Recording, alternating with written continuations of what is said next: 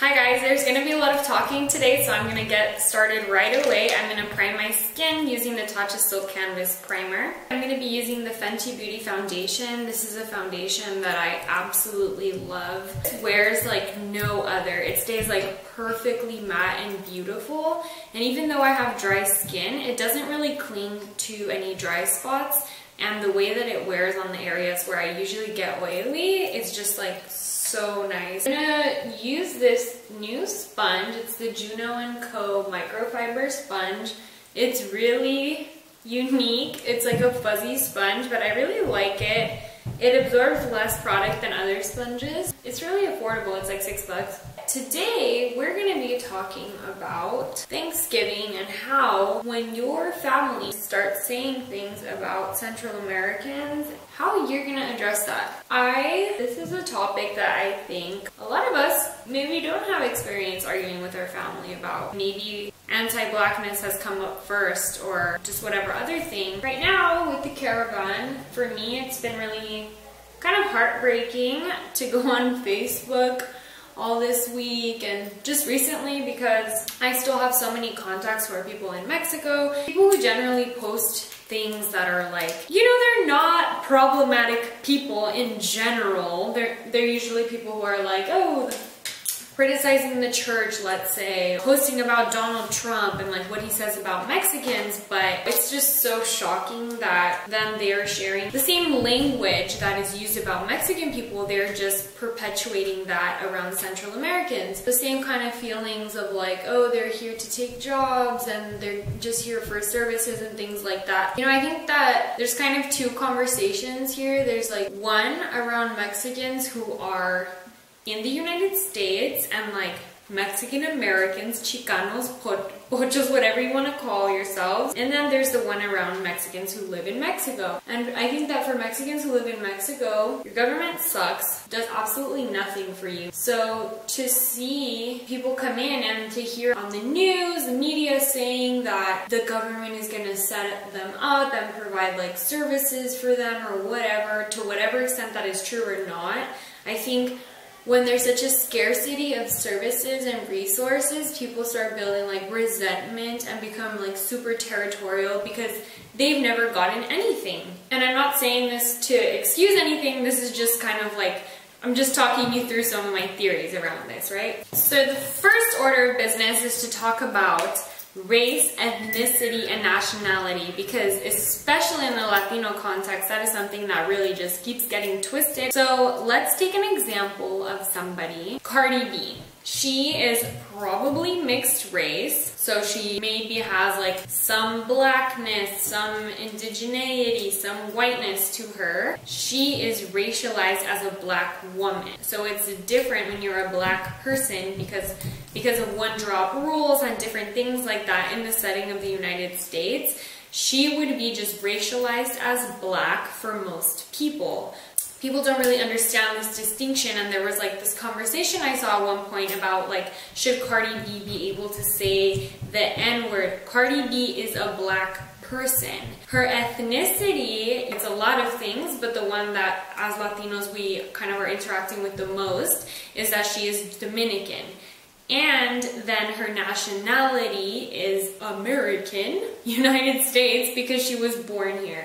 Just because your ethnicity is a Latino thing, like let's say Mexican in this case, does not mean that your race is something other than white. Okay? You can be a white Latino, you can be racialized white. There's a difference between being, you know, light-skinned, white passing, actually being white, but at the end of the day, the closer that you are to whiteness, because of the fact that there was colonization in these countries, the closer that you are to whiteness, the more access that you've had historically, the closer that you are to power.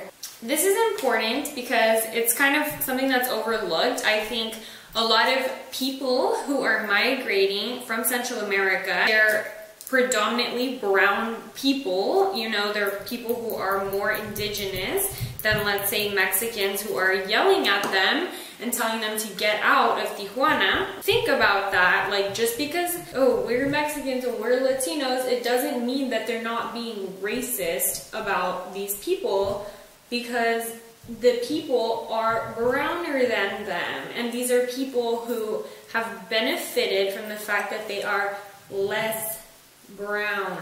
Mexico is really good at romanticizing their indigenous history, having like these monuments and really taking the nice parts of the culture, the folklore, but not actually doing anything for indigenous people who are alive, constantly disenfranchising them, treating them as if they are outsiders. In many instances, I think that also has to do with the fact that people who can stay in Mexico likely have an advantage or are benefiting from privilege, because the people who can have careers and like, you know, good lives in Mexico generally are people who are closer to whiteness or to generational wealth. It's kind of a parallel between the two, that Mexicans who are coming to the United States and also Central Americans who are leaving their countries, it is a privilege to be able to stay in your country and have access to opportunities. It shouldn't be a privilege, but it is. So something I've really been loving to do is to use soap in my brows. So I just wet a soap. This is a L'Occitane. It's like a shea butter soap. I just sprayed it with setting spray, and then I'm gonna get it on a spoolie, one of these little guys, brush it through my brows, and this holds them like no other. I haven't really been using brow gel lately because I've just been loving this. I'm gonna start filling in my brows, and I'm gonna start kind of talking to you about country by country, a little bit of a history. So, you know, the United States and Mexico obviously have their own complicated history, and we're not going to talk about that today. So for pretty much all of the countries in Central America, I think that their experience and relationship to the United States is kind of like almost the same. Like it's the same story basically repeated over and over again, and the main theme of all of the stories is really a military coup sponsored by the United States government through the CIA to overthrow democratically elected leaders in these countries and replace them with puppet military dictatorships that serve the economic interests of the United States corporations. Capitalism. In Guatemala, 1954, the democratically elected president, who was Jacobo Arbenz, they disposed of him to establish a military dictatorship that benefited, again, the U.S. economic interests. The CIA had a very close relationship with the heads of the United Fruit Company, which was a huge corporation which was privatizing like huge amounts of the land in Guatemala. Arbenz, who was democratically elected, was kind of trying to institute land reform policies to give land to workers, to peasants, la clase obrera. So that's why they did not want him, because they were trying to just buy up all of the land for themselves and set up an extractionist economy. In Guatemala, there was a war from that time through to the 90s, and there was also what's called like a silent Holocaust, where this government that was in place because of the United States intervention was consistently carrying out genocide in Guatemalan Mayan villages. So it's estimated that during those years, at least 200,000 Mayans were murdered and up to like 50,000 were disappeared. Let that sink in. In El Salvador, there's kind of the same situation. There's a coup. The money is pretty much worth nothing through to this day because of the fact that they had to run on dollar. The United States set up maquilas, which are basically sweatshops, the same way that they did in Mexico. In that case, it was the US established government versus the FMLN. In all of these wars, it's important to note that whatever the army of the military dictatorship established, whatever it was called, those people were all trained by the School of the Americas. So the United States was providing military training as well as military funding to train all of these people, you know, Hondurans, Guatemalans, Salvadorans. Training them in the United States is torture tactics and basically training them to kill the civilians of their country. In 2009, let that sink in, because we're talking about military coups in the 50s, the 60s, whatever, 80s, but now we're talking about 2009. 9 years ago, there was a coup in Honduras, and guess who was Secretary of State and did it? You guessed it right, Hillary Clinton.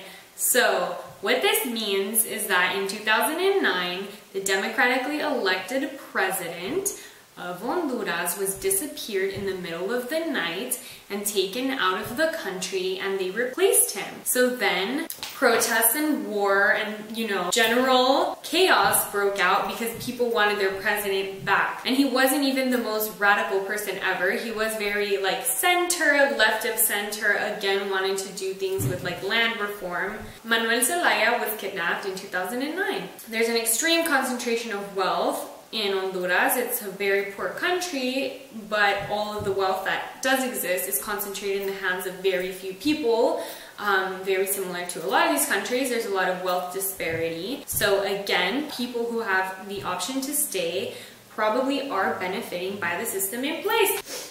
And US money, which is still going over there, is funding repression. Berta Cáceres was an indigenous woman who was an activist for indigenous rights, the environment, women's rights, etc. And she was murdered during this time in Honduras. And again, given that the armies, polices, whatever, who are trained to repress opposition are funded and trained by the United States government to this day, those are your tax dollars at work. So there's an organization here in the United States called the School of the Americas Watch, and they were really trying to pass a law to stop US military funding and training to Honduras until there was an investigation into like her assassination and the other things that were happening. I'm not sure where that's at right now, but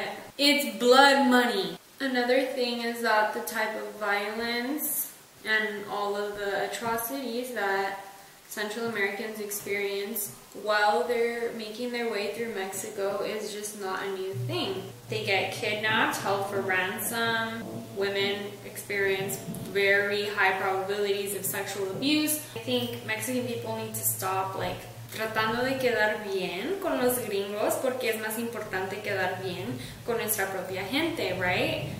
We'd rather look north than south. And this is very brief, like this is meant to be a very brief overview. This is something that you should look into, read the details of, because the way that I'm explaining it, it's really not even encapsulating or illustrating the amount of horror that has been created in these countries for decades. And then the lady with the fucking sign or whatever about how she doesn't like beans, like, come on. Let's just get that one right out of the way. When they say, oh, they're ungrateful, they didn't want beans, that's not true. You really think that Hondurans don't eat beans? Come on. Like, if we're really at a place where our understanding of Hondurans and Central Americans is that low, where Mexicans actually think that they don't eat beans, like, that makes me feel a little bit worried. Like, it does make the whole situation feel a little hopeless. We're gonna do a little bit of powdering. Again, I really love this foundation for how matte it is.